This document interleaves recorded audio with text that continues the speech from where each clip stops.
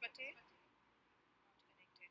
We move on to the next speaker, Miss Vasudha Vikas Lavwe.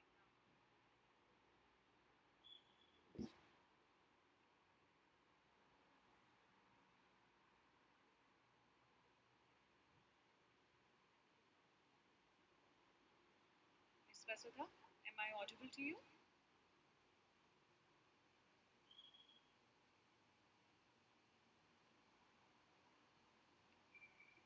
Miss Vasudha, is my voice reaching you?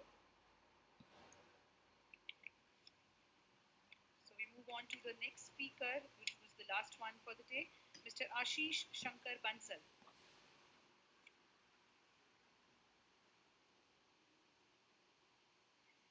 Not connected, so I think that would be all from our side, sir.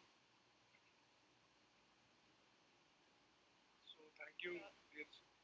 Sir, sorry to interrupt. One of the shareholders is disconnected. Mr. Ashish Shankar Bansal. Sir, your voice is not reaching us. You're not audible.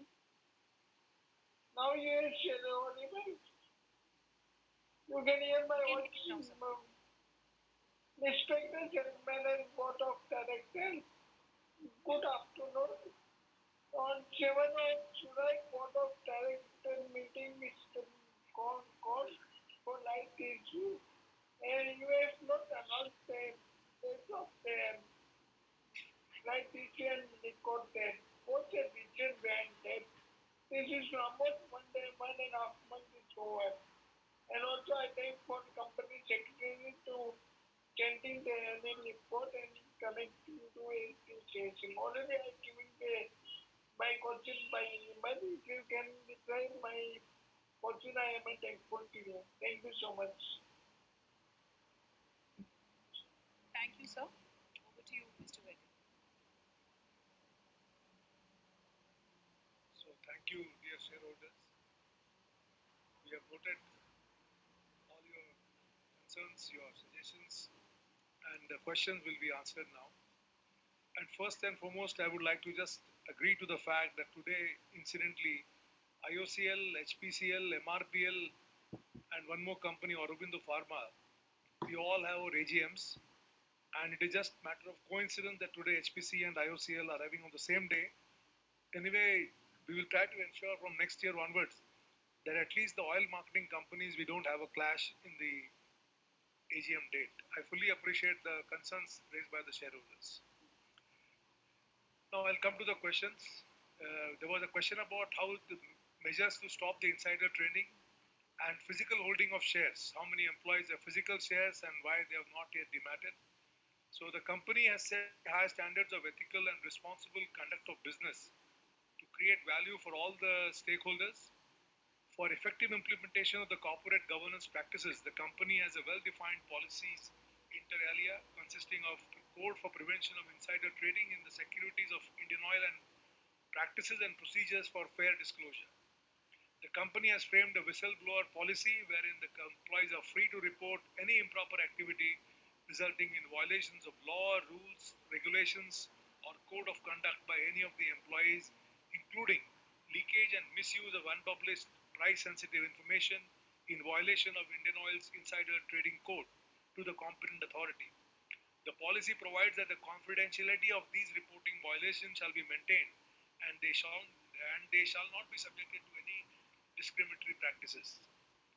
The number of physical shareholding as on 31st of March 22 has reduced from 3513, that is 0.26%, to 3224, that is 0.17% as on 31/3/23. As per the Companies Act, no company is allowed to issue shares in physical form. However, investors who are still having shares in physical form can continue to hold them in physical form. However, no dealing in physical shares like transfer, transmission, etc. is allowed in physical form. For any such dealing, the shares will have to be converted into demat mode.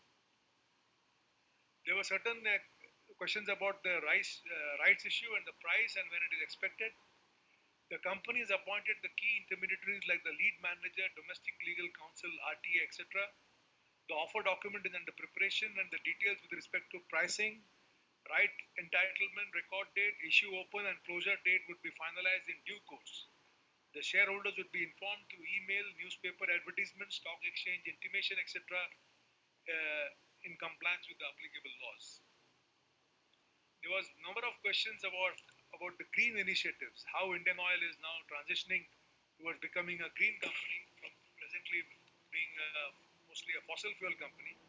So, as we have announced last time, by 2046, Indian Oil is committed for going for net zero operational scope 1 and scope 2 emissions. And we have a vision by which we intend to achieve this goal by way of renewables. And our vision is by 2030, we'll be having 35 gigawatt of renewable energy. And by 2050, it will be 200 gigawatt. In fact, I would like to once again mention, though I did mention in my speech, that today Indian Oil is 1/9 of the total energy, uh, 9% of the total energy pie of the country, and we intend to go to 12.5%. So we intend to grow by 2.5% in the energy pie. And for that, renewables, biofuels, that is including sustainable aviation fuels, we have a vision of 4 million tons by 2030 and 7 million tons by 2050. Green hydrogen, we have a vision of zero point 0.1 million ton by 2030 and it will go to 2 million metric tons by 2050. Biogas is a very important component in the Indian energy basket. So we will have a vision of 1 million tons by 2030 and will go up to 9 million tons by 2050. The investments has already been indicated. We are planning to invest 1.5 lakh crores up to 2030 and 5 lakh crores by 2050. As far as the emissions are concerned, along with CPCL, we have a definitive action plan. CPCL is our group company, and we will intend to go for operational net zero by this way. Coming down to, there were certain questions on biofuels. So the ethanol blending is one big area that all the three oil companies are totally dedicated and committed to, and we will be having a 20% ethanol blending by 2025. About other avenues wherein IOCL is taking steps for greenhouse gas reduction, we have put up Asia's first 2G ethanol plant at Panipat, which is already operational. We are yet to reach the full capacity utilization, but we intend to achieve that in the coming year. And by this per 2G ethanol plant, we intend to have about 2 lakh tons of parali, that is agricultural waste, to be converted to ethanol. And it will also help that this parali today is getting burnt, and the effects are seen in the NCR region, especially during the winter months. So we intend that the 2 lakh tons of parali burning will be eliminated, and we'll be making ethanol. Panipat has also seen the world's first 3G ethanol plant from refinery of gases that is now commissioned, and we are in the process of stabilization and ramping up the capacity utilization. The other areas by which the greenhouse gas emissions, how can it be reduced? One of the biggest areas is the low-hanging fruit, as I call it, is the energy efficiency improvement in the refinery. And as we have seen last year, we have got a record MBN, that is the energy value, energy factor of the refinery was all-time low last year. Then we are also committed to reducing the water footprint of the company, because we firmly believe that our refineries, which are large consumers of fresh water, we should be using more and more of recycled municipal water. And steps are underway. In fact, Mathura refinery, already 50% of the fresh water consumption has been now displaced by treated sewage water treatment, what we recycle back from Mathura city. Same thing is happening in Baroda, Gujarat refinery, and we intend to take it forward in all the refineries in the days and years to come. Coming down to other biofuels, as I told you, sustainable aviation fuel is one big area that the country and Indian Oil is committed to. So we have collaborated with LanzaJet, one company to which we already have a collaboration of Lanza Tech, and we are going to set up a plant in Panipat of 86.8 TMT per annum. The estimated project cost is 2,275 crores, plus minus 30% of accuracy. Plus, we are planning one more plant with Praj Industries, with whom also we have a JV, and the location and the capacity is yet to be firmed up. One more area which we firmly believe is that our efficient fuel fuel efficient green products like XP95 Extra Green, XP100, and in LPG we have Extra Tej, and in the lubes we have the Servo Green Mile, Servo Raftar, Servo 40 Green, and Servo Tractor. All of these help in reducing the greenhouse gas emissions. So as a company, we are taking up these entire gamut, entire bouquet of offerings we have so that we reduce our greenhouse gas emissions. There were some questions about the CSR activities, in challenging areas. We have this project Drishti, and especially what we are doing for the visually handicapped. Project Drishti is enabling blind students to read and foster independence. AI smart vision glasses recognize objects, read, assist in walking, and feature an emergency button. So we have already set up these facilities, and students from Kerala, Tamil Nadu, Andhra Pradesh have already benefited, about 90 students. Then we have got 1,000 corrective surgeries have been sponsored by Indian Oil since 2016, benefiting children from Assam, Meghalaya, and Jharkhand. Alimco aids with assistive devices such as tricycles, wheelchairs, crutches, walking sticks, braille kits, hearing aids, and artificial limbs were distributed to Divyangans. Over the last 5 years, the initiative has benefited more than 50,000 Divyangans across 23 states. Regarding skill development to differently able students, it's already covered in our AGM video. And the projects include skill development to 75 members with disability in Ernakulam district in association with the Skill Council for Persons with Disability for the job role of data entry operators. 72 individuals trained and certified, and 56 have already been placed. There were certain questions about the donations. The donations were made to the Indian Oil Foundation of 27.31 crores. This donation was basically for this Indian Oil Foundation Trust, which looks after the uh, monuments and archaeological structures in the country. And this was basically used for the redevelopment of the Namo Ghat Varanasi. Earlier it was called as Khidkiya Ghat. Then construction of tourist-friendly facilities as a Tanjore temple, and development of infrastructure facilities at the Patna Sahib Ghat in Bihar. Indian Oil has supported and empowered Divyangans, assisting what I already said, and we have spent about 2.06 crores, benefiting 930 individuals. There was one question which I would certainly like to take up, is that the protection of the rights of the minority shareholders. Your company is fully focused on the interests of all the shareholders, and considering the decisions of the company are always taken in the interest of all its shareholders. Being a large business entity, our organization is also a part of a very large ecosystem wherein a number of factors come into play to impact our business and in turn our profitability. Globally, the hydrocarbon business is influenced by many factors. Like in India, prices of petroleum products are based on pricing trends of hydrocarbons. And please understand that nearly 85 to 88% of the crude oil requirements of the country are being imported presently. Globally, the price of crude and petroleum products subject to huge variation in the international market on account of geopolitical and economic factors. In fact, the last year, what we have seen is that because of the geopolitical unrest, there was a big volatility in the crude oil prices. In June 22, the crude oil prices peaked at $115.81 per barrel. Due to this, various major economies of the world who had passed on the increase of these crude oil prices to the consumers, they faced the heat of inflation and the fear of recession. Not only crude oil prices, but also the cracks of petrol and diesel in the international markets rose very, very significantly, resulting in exorbitantly high retail selling prices. During June 22, the average cracks of petrol and diesel were $29.38 per barrel and $60.51 per barrel. These were insane cracks. Never before we have seen them in the history of the oil industry. Such exorbitantly high levels of cracks had never been seen before.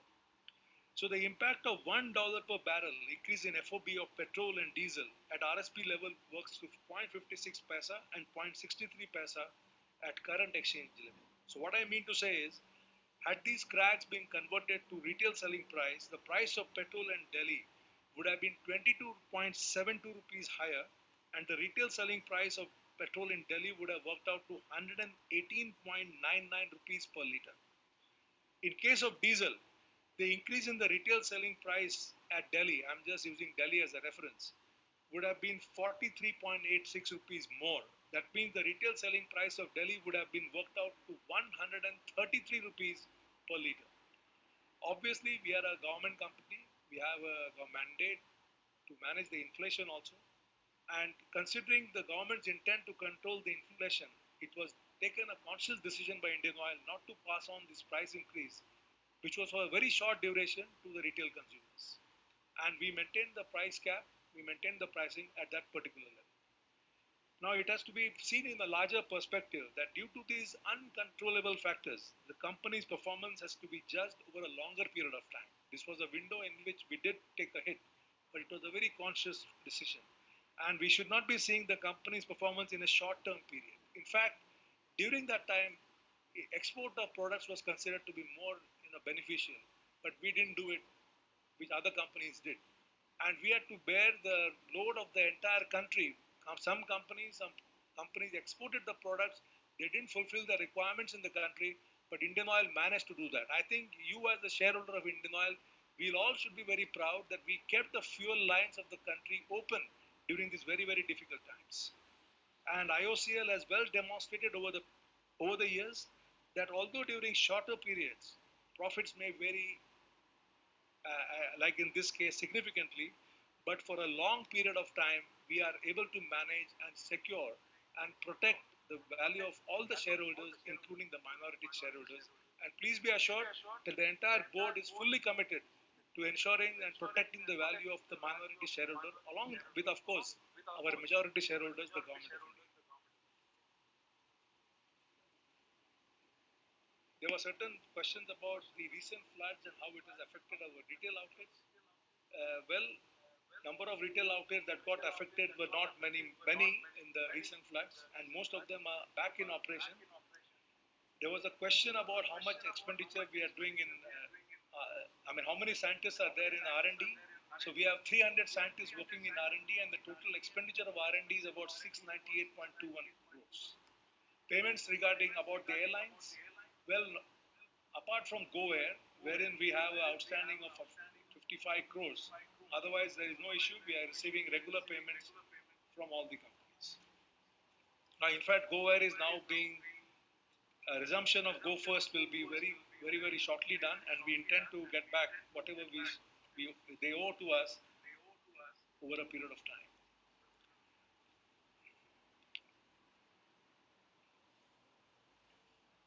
There was also a question about our green hydrogen ambitions. As I told you, for a long-term vision, I've already given the 2 million metric tons by 2050. But for the short term, we are planning a 10 kTA green hydrogen plant at Panipat refinery. IOC JV partner L&T and Renew Power. We will be one of the bidders for this particular facility. And IOCL and L&T have also entered into manufacturing of an electrolyzer facility. So by and large, we are making our space, we are making our footprints entering into the green hydrogen arena, and we intend to take it further as and when the need and the demand goes up. There was a question of future plan and greenfield and brownfield projects in pipeline. Well, Indian Oil is executing refinery and petrochemical expansion worth 1 lakh crores, which would be progressively commissioned by 25-26. And Indian Oil's group refining capacity will be about 80.55 now to 107 million metric tons per annum. There were certain questions about when is the next bonus issue expected. See, we are governed by the Government of India guidelines on capital restructuring with reference to issuance of bonus shares, and the same is dependent on the free reserves and surplus. Then how the cash flow system is managed in Indian Oil. Our monthly cash collection varies between 60,000 to 80,000 crores. Our major payments include crude payments, taxes, etc. We have credit lines from the various banks at very competitive rates. Our treasury team monitors cash flows and is utilization on real-time basis.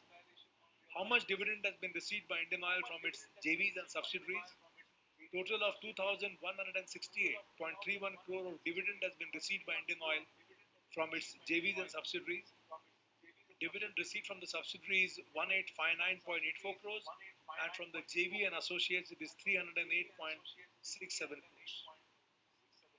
There was also a question on the need of the rights issue. See, Indian Oil has a huge capex plan for undertaking various ongoing projects as well as new projects to meet its net zero commitments by 2046, which I just enumerated, which entails a capex of rupees 30,000 crores per annum in the coming years and the phased expenditure of approximately 2,42,000 crores towards achieving the net zero target. Thus, there would be a requirement to raise funds from the market through debt and or equity considering the internal accruals. In order to meet the fund requirements for above mentioned capex plan, the raising of equity share capital from the members up to 22,000 crores has been considered through the issuance of the rights issue. Reasons for high borrowing and finance costs. Oil and gas is a capital intensive industry. We have borrowing portfolio of 1,32,495 crores as on 31st March 23. This is mainly for meeting the high capex requirements and working capital needs. During previous year, the interest rates have been significantly higher in both domestic and international markets. There was a question about how we intend to go up in our renewable energy plans. So by 2046, as I told you, we'll be having a solar of 9 gigawatt, wind of 2 gigawatt, green hydrogen 1.6 and biogas of 1.2. And very shortly, you will be hearing from us about how we are taking forward our green solar energy ambitions in a very aggressive manner. There was a question of disposal of hazardous waste.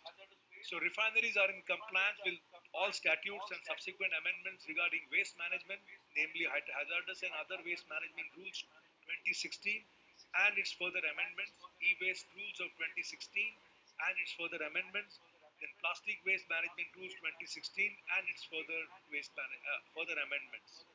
So the hazardous waste in a refinery is basically classified as disposal of oily sludge. Then we have catalyst, spent catalyst disposal, and slop oil. And let me assure you that we are following all the statutory requirements as required in managing these hazardous waste and even disposing them. We do the disposal through the government approved trading agency, Messrs. Metal Scrap Trade Corporation, MSTC. Then capex plan of the company for 23-24. Basically, as we can see, that we firmly believe that the core business of oil and gas will be still a dominant force for us, at least for the next couple of decades. So our target for refinery projects is nearly 10,410 crores. That is 34% of my total capex of 30,395. Petrochemical projects, petrochemicals we are banking heavily because they become a leverage for uncertainty in the cracks, and petrochemical projects is 15%, that is 4509.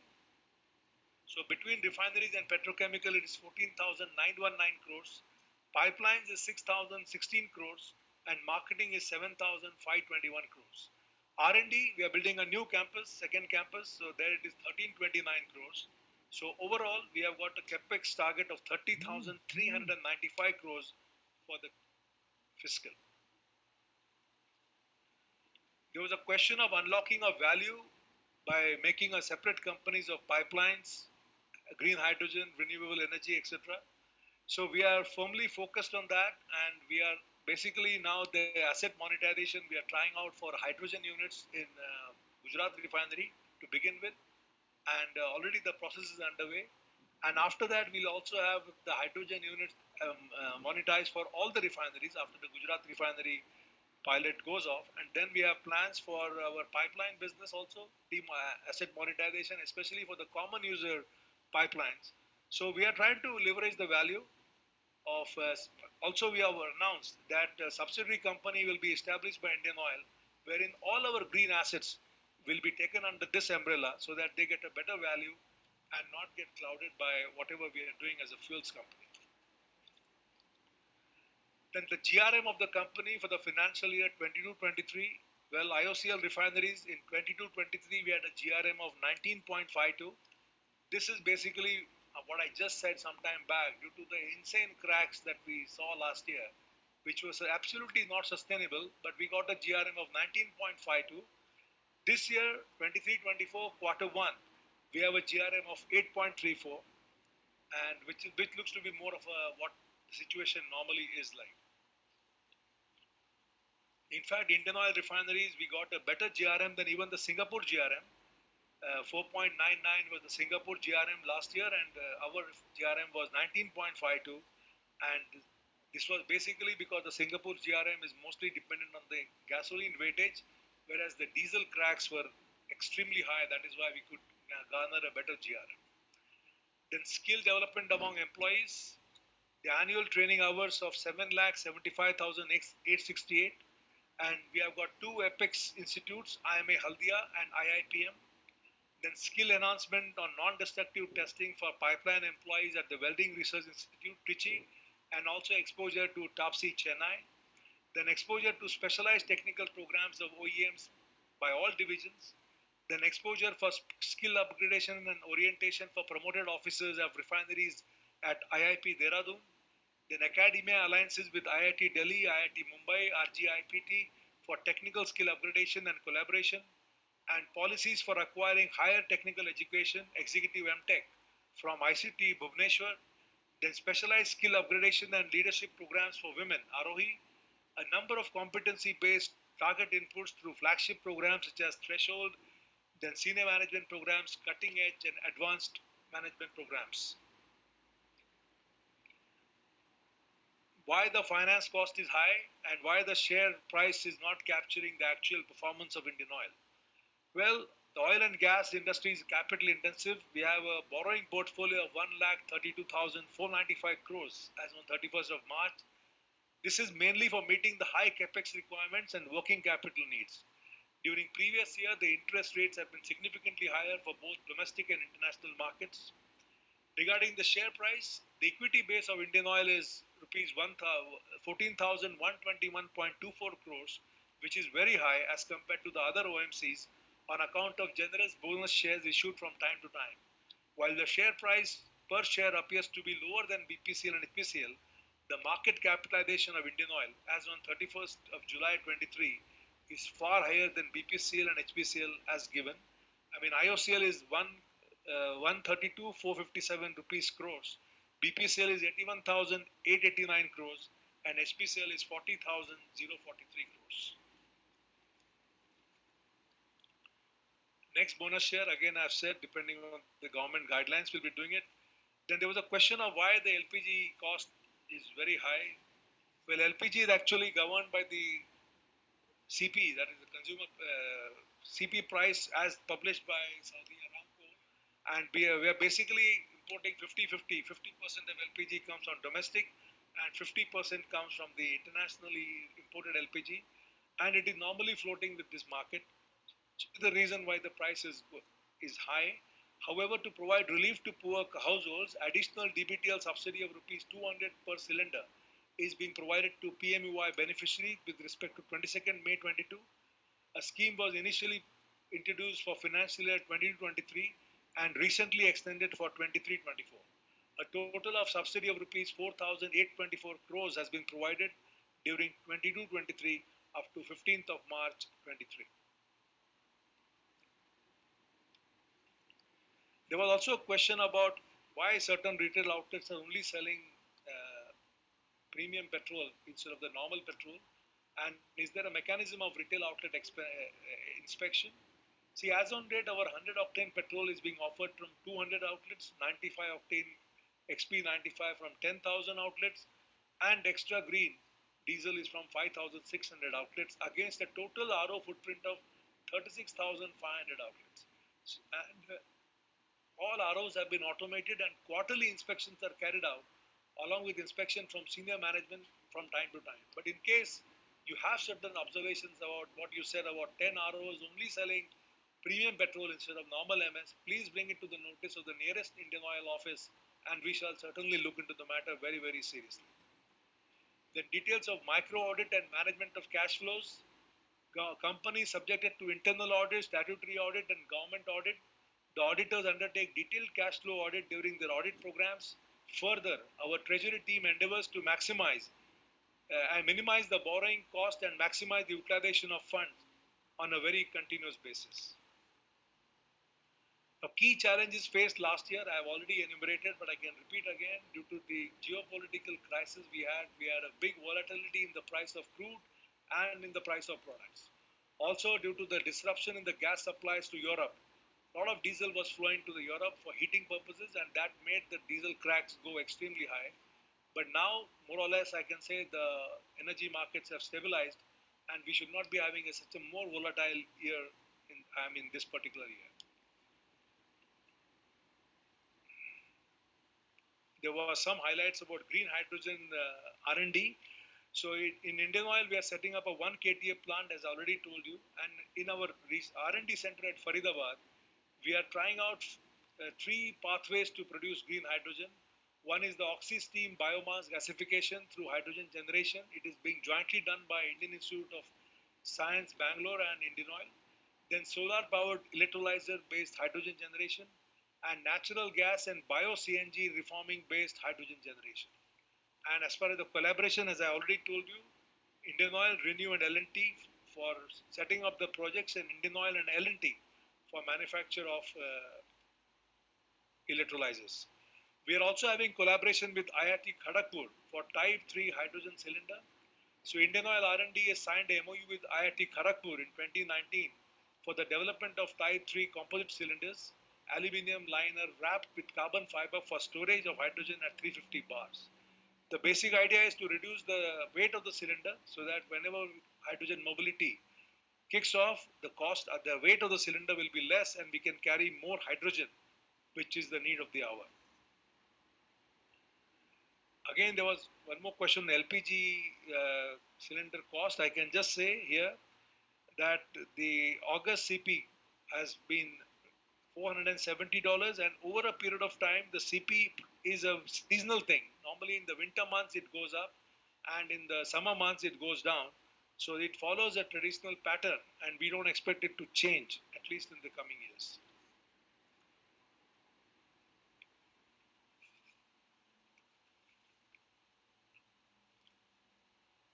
There was one question on the impact of foreign currency fluctuation on the financials of the company. So depreciating rupee increases the foreign currency liability of the corporation, particularly foreign currency loans. Also, depreciating rupee increases the liability on account of crude imports. However, this is mitigated by the product inventory held by the corporation. So as on 30th June 23, an outstanding foreign currency loans were about USD 6.3 billion. Accordingly, every 1 rupee increase in USD versus INR rate will increase the borrowings by about 630 crores. I think by and large I've replied to most of the queries. In case certain queries are still left, we can mail it to our secretarial department and we shall endeavor that all the queries are answered to. And in case of any registered speaker could not join or speak due to technical reasons or queries raised during the meeting that remain unanswered, the same may be sent to the company. On receipt of such request, the company shall respond suitably. The e-voting facility will remain open for the next 15 minutes to enable the members to cast their vote. The proceedings of the AGM shall be filed with the stock exchanges and the results would be announced within the prescribed time limit, and the same would be intimated to the stock exchanges and also uploaded on the website of the company and NSDL. Now, on behalf of the Board of Directors of Indian Oil, I would like to thank all the members who took time to participate in this virtual meeting. I also thank the members for their queries, observations, suggestions, and appreciations, which will keep the company motivated to achieve higher levels of performance in the future. Take care of yourself and your family members. Thank you very much, and Jai Hind.